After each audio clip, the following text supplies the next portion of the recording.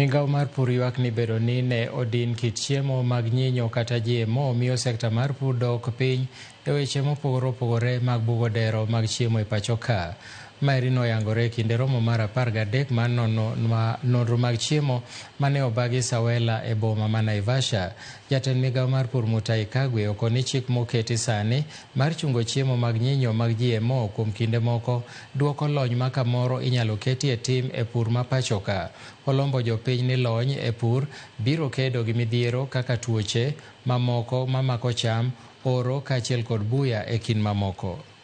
Kenya Cabinet lifted a decade-long ban on the cultivation and importation of GM crops and animal feeds.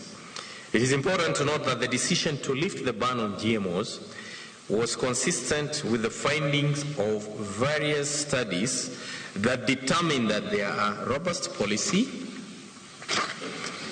legal, regulatory institutional structures in Kenya to ensure responsible and safe applications of modern biotechnologies. The Biosafety Act was enacted in 2009 while a constitution was adopted in 2010. Therefore, amendments are necessary to ensure consistency.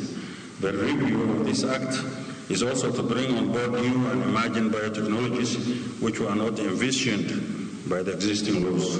But you're having a challenge with the public perceptions. And this is why we are having all issues. The court cases, the people coming and creating the bans and the moratoriums and all that. And the question is, how do we build this confidence? And for us to break the ceiling, for us to break the camp and advance, we must get a solution to making sure that our people, the end users, that the scientists are doing whatever they are doing for their good, and the government, we thank God that the government is now with us.